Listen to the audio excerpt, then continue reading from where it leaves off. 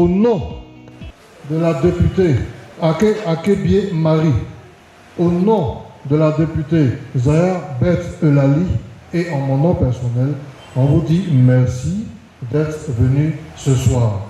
Je salue tous les chefs qui sont là et je salue tous les jeunes et puis toutes les femmes qui sont derrière. Je vous salue et je vous souhaite donc meilleurs vœux. Et la restitution, c'est que à l'Assemblée, on discute. Le gouvernement amène ses lois. Les députés discutent. Il y a la cherté de la vie, il y a l'homosexualité, il y a le prix des loyers, il y a les accidents de la route, il y a l'eau, il y a l'électricité. Bon, il y a le prix des produits vivriers sur les marchés, il y a l'hygiène, il y a les routes, bon, il y a tout.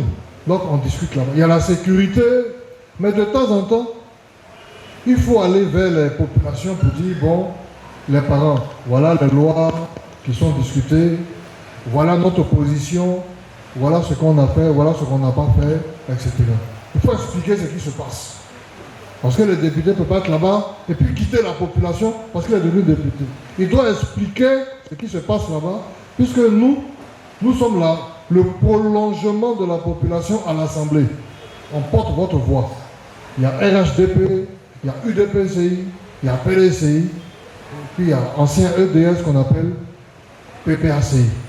Tout le monde se retrouve là-bas dans la bonne entente, dans le bon ton, et puis on discute. Il n'y a pas de palabre là-bas, mais on doit expliquer, chacun doit défendre ses positions. Voilà. Et on vient vous expliquer ce qui se passe là-bas. C'est ce qui s'appelle une restitution.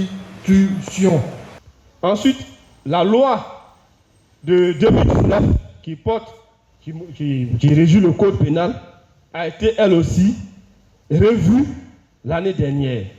Mais la nouveauté, et là vous avez été informé, et grâce à votre vigilance, le texte a été retiré purement et simplement de l'Assemblée nationale.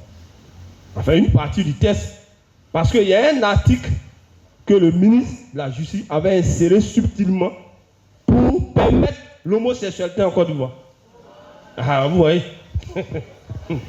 L'honorable Michel Babo en a parlé tout à l'heure. Quand les députés sont confrontés à ce type de situation, ils ne sont pas nombreux, ils sont 18. Donc, le RHDP qui a plus de 200 députés, plus de 150 députés, est assuré de sa majorité automatique. Donc, quand ils n'ont pas d'argument, ils disent laissez vos discours là, allons-y, on va voter. Alors, on va voter. Puis ils savent qu'ils vont faire un vote mécanique. Ils sont nombreux. Quand ils votent, ça passe. Mais cette fois-ci, les députés, non, calmez-vous. On va faire du bruit autour de ça. Là. Parce que s'ils vont voter, ça va passer. Donc, on va faire du bruit. Et c'est tombé dans les oreilles des chefs du village, des chefs de communauté, les religions. Disent, ah, vous allez envoyer homosexuels encore du vous aussi. Même si la Banque mondiale, le FMI et autres, là, vous demandez, mais vous ne pouvez pas faire ça. On a nos coutumes, on a nos traditions. Chez nous, ici, on ne peut pas permettre. On dit non, ce n'est pas homosexualité. Mais c'était faux. On a modifié pour dire qu'on ne doit pas faire des discriminations suivant les préférences, ça s'appelle l'orientation sexuelle. Donc, quiconque fait une distinction suivant l'orientation sexuelle est puni par la loi. Mais l'orientation sexuelle, c'est quoi? Donc, il y a des orientations sexuelles encore du ici. Ce qu'on sait là, c'est l'homme et la femme qui se marient. Il n'y a pas autre orientation sexuelle. Enlevez ce test-là. Donc, la communication, la lettre, en tout cas, la mobilisation de la population, tout ceci a permis que ce membre du test, l'article 326, je crois, qui avait été subtilement modifié, il a été retiré. Donc, finalement, heureusement d'ailleurs, ce glissement subtil, cette introduction subtile de l'homosexualité n'a pas pu prospérer. Grâce à votre... Ils ont produit une déclaration. Ils ont fait une conférence de presse. Mais bon, beaucoup ne savent pas. C'est quand les religieux, les guides religieux se sont appropriés l'affaire que ça a fait beaucoup de bruit. Comme le cas qui est actuellement d'actualité avec le rapport de la Cour des comptes qu'eux, ils ont reçu depuis le mois d'août et sur lesquels ils ont déjà produit. Et les mêmes griefs, ils ont déjà adressé ça. Quelqu'un me dit, mais les députés, on ne les voit pas. Il me dit, ne les voit pas comment? Je dis, mais voilà leur coup de compte. Ils ont travaillé. Toi là, c'est depuis le mois, c'est maintenant que tu viens d'avoir le rapport. Ils ont déjà travaillé dessus. Depuis les campements jusqu'à habiter, prendre nos maisons et tout ça là, nous ne sommes pas d'accord. Donc allez-y voir et revoir la loi parce qu'on ne veut pas céder nos terres, nos maisons aux étrangers. J'en ai fini. C'est un monsieur qui pleure beaucoup pour la Côte d'Ivoire. Il pleure pour tout le monde. C'est un monsieur qui ressemble à son père. Toi, tu as aimé monsieur Gbagbo, il faut aimer monsieur Michel. Et puis, je vais lui dire, il ne faut pas, il va dire, on est petit, on est beaucoup. C'est la communication qui ne passe pas comme il doit se passer. Nous là, on ne comprend pas français, mais nos yeux là, ça voit, nos oreilles là, ça entend. Je n'ai pas de micro, je n'ai rien, mais je me suis levé et dit aujourd'hui là, je vais aller à la télévision, sur la première. Quand je suis parti, ils m'ont écouté là. La partie qui pouvait parler ce que tu viens de dire là, ils ont coupé. Là où il y a eu la fraude, c'est que quand on publie la liste de ceux qui sont naturalisés, certains petits malins vont tirer le papier, ils vont scanner le papier, ils font un espace et puis ils introduisent des noms. Donc le gouvernement va faire sortir un papier pour dire qu'il y a 3 naturalisés, il récupère ce papier-là. Et ce papier-là, ça devient 103 ou bien 203 naturalisés. Parce que entre la liste et puis la signature, ils laissent des espaces et puis ils mettent des noms. Et c'est avec ce papier où il y a une vraie signature du gouvernement qui s'en va maintenant à la justice pour pouvoir faire les nationalités. Et ils ont la nationalité. Et c'est comme ça que de manière frauduleuse, beaucoup de gens ont eu la nationalité. Voilà là où il y a eu la fraude aussi. Et il y en a eu plein, qu'on dit. Le député Chrysostome du PLCRDA a dénoncé ça. Nous avons dénoncé cela. Voilà. Donc ça aussi, c'était une cause de fraude sur la nationalité. Maintenant, où le problème, et ça là, on dénonçait ça, mais les gens fermaient les yeux. Mais où le problème a commencé à se poser, c'est quand ils font la déclaration pour dire que tout le monde est heureux en Côte d'Ivoire. Qu'en Côte d'Ivoire, c'est le bonheur. Que tout le monde va s'enfer en Côte d'Ivoire. Et en même temps, on constate que la plupart de ceux qui prennent les bateaux tout l'eau là, pour lever la part, ils ont la nationalité. Ah, il y a un problème. Donc là, maintenant, il y a un problème. Et donc maintenant, les chanceliers ont commencé à les appeler. Mais pourquoi vous nous dites que tout le monde est heureux en Côte d'Ivoire? Alors que, quand on regarde ceux qui arrivent sur le bateau, c'est ça les Ivoiriens. Combien de nationalités? Vous savez que c'est un gouvernement qui est attaché à l'image. Il veut donner l'image qu'il gère bien. Donc ça ne les arrangeait pas.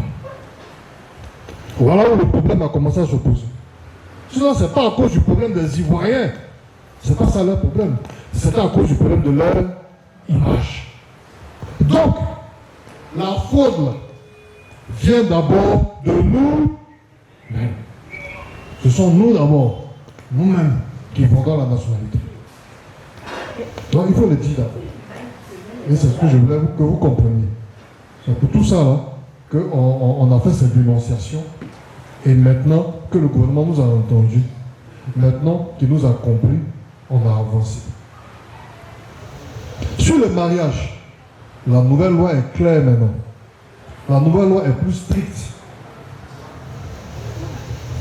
Pour que vous puissiez avoir la nationalité, après le mariage, il faut attendre 5 ans. Voilà, il faut attendre au moins 5 ans. Parce qu'on veut voir si vous vivez en Côte d'Ivoire avec la personne que vous avez épousée. Maintenant, on a arrangé un peu, on dit que si vous avez eu au moins 2 enfants après le mariage, on n'a pas dit avant, hein. Si vous avez eu au moins 2 enfants après ce mariage, alors au lieu de 5 ans, l'autre personne peut faire la demande après 3 ans. Voilà. C'est l'aménagement qui a été fait, que nous avons accepté. Voilà. 5 ans c'est bon, mais si au bout de 3 ans, vous avez au moins 2 enfants, c'est calé, c'est bloqué. On se dit qu'au moins, bon, il peut faire maintenant la demande. Et si vous vivez à l'étranger, il faut attendre 6 ans. Il faut attendre 6 ans. Maintenant, la loi dit que si on a constaté que ça a été un mariage blanc, ça veut dire que tu as payé pour épouser la fille, alors la justice peut annuler le mariage. Et puis on te retire la nationalité aussi. Voilà, c'est comme ça. Voilà. Mais toi-même qui as vendu le mariage là aussi, tu es poursuivable. On va te poursuivre aussi. Voilà, parce que vous êtes co-auteur. Voilà, c'est tout. Donc on est tombé d'accord sur ça. Quand Alassane, le président, est venu en Côte d'Ivoire pour la première fois, dans les années 89-90, sous le président Toufel Boni, le PDCI l'a amené, il est arrivé et il a été nommé membre du bureau politique du PDCI et président du comité interministériel de coordination, et puis ensuite il est devenu Premier ministre. C'était quoi le palabre entre lui et puis nous? Le palabre, c'est que nous avons dit non. Il y a des secteurs qu'on appelle stratégiques. La souveraineté. Un pays doit posséder son armée. Un pays doit posséder sa nationalité. Un pays doit posséder son eau, son électricité, sa diplomatie. On appelle ça des secteurs stratégiques. On ne peut pas confier ça à quelqu'un et il faut gérer ça pour moi. Voilà, c'est de là que notre parole va commencer depuis 90 jusqu'à aujourd'hui. Donc le problème là, comment toi tu es un pays et puis tu confies les cartes d'identité et les passeports à quelqu'un? Pourquoi? Un jeune qui sait ce qui se cache derrière lui. C'est ça qui est le vrai problème. Donc nous on lutte pour que tout ça revienne à l'état de côte. C'est pour ça qu'on lutte. C'est eux qui ont envoyé le texte sur l'homosexualité. C'est eux. Mais le travail de souterrain que nous avons fait, on a fait un travail dur, du corps à corps. Jusqu'à un moment donné, eux-mêmes ils ont dit, bon, on a compris ce que vous avez dit, mais si nous-mêmes on s'oppose, on va dire qu'on a trahi notre chef. Donc vous-même là, opposez-vous d'abord, puis après on va vous accompagner. Et c'est comme ça qu'on a réussi, et puis on a bloqué la loi sur l'homosexualité. Parce que il y a des valeurs culturelles. Il y a les valeurs culturelles.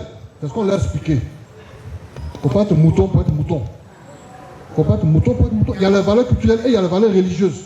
Comme moi, je m'appelle Michel, mais je m'appelle aussi Koudou. Moi, je vais aller à Mama pour dire à mes parents que polygamie là, c'est un péché, mais c'est PD là qui est bon.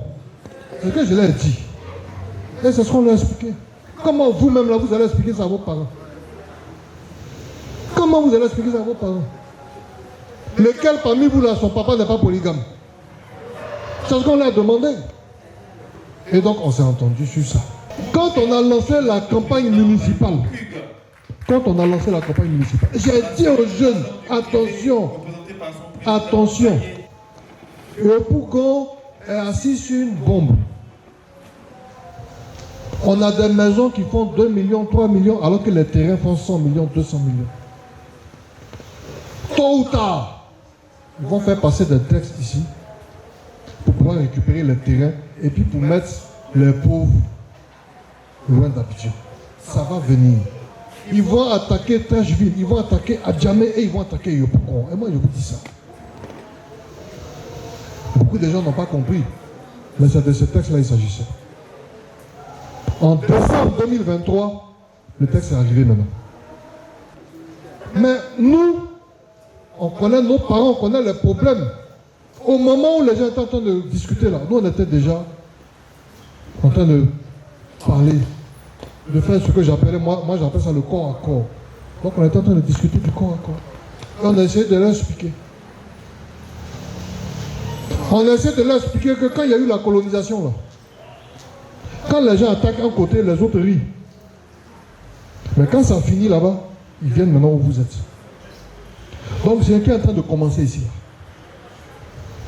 Ça va attaquer Trècheville, Adjamé, mais ça va monter. Et ça va vous prendre vous tous. Ça va vous prendre vous tous. Ça va vous prendre vous tous. On essaie de l'expliquer. Et qu'il y a d'autres moyens qui existent. Quand tu veux travailler pour le peuple, il faut trouver quelque chose qui est juste. Chacun n'a qu'à manger. Mais ce n'est pas un seul groupe qui va manger. Et puis c'est quel groupe même? Ceux qui vont venir prendre là, on les connaît? Est-ce qu'on les connaît? Et ils vont faire quoi avec demain? C'est ça le problème. Et à mon dernier meeting, j'ai dit, tant qu'il s'agira de s'opposer aux lois qui font que les Ivoiriens vont quitter Abidjan pour que d'autres personnes viennent, moi je vais m'opposer. Voilà. Il faut s'opposer à ça. Parce qu'on ne peut pas chasser quelqu'un comme ça dans les vides. Et puis il va où? Tu le chasses là, et puis il va où? Donc on a essayé de discuter, on a fait le corps. Et la loi est passée en commission. La loi est passée en commission. La commission, c'est que ceux qui sont de la commission se réunissent pour discuter. Mais c'est après qu'ils amènent ça à l'Assemblée nationale. Mais on a tellement discuté dans les foyers, avec les gens. On les a invités à manger, on a parlé avec eux, on a négocié, on s'est expliqué. Qu'à la fin, quand ça a quitté la commission, que c'est venu, eux-mêmes ils ont dit, bon, on n'a qu'à faire un temps mort. Ils ont appelé le ministre Guirioulou. Ils disent, bon, allez à Bassam avec tous vos gens là. Et puis allez réfléchir pour nous faire de nouvelles propositions. Et puis ils sont partis. Donc ça a été suspendu pour le moment. Donc on a sauvé ça pour le moment. Voilà ce que je voulais vous dire.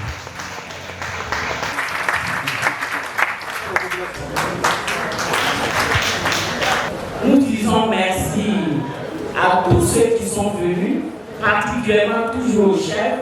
Nous voudrions aussi dire merci aux associations qui sont là, aux associations de jeunesse, mais surtout aux associations de femmes. Nous disons merci pour votre présence ici et pour tout ce que vous nous avez suggéré. Nous en prenons en compte.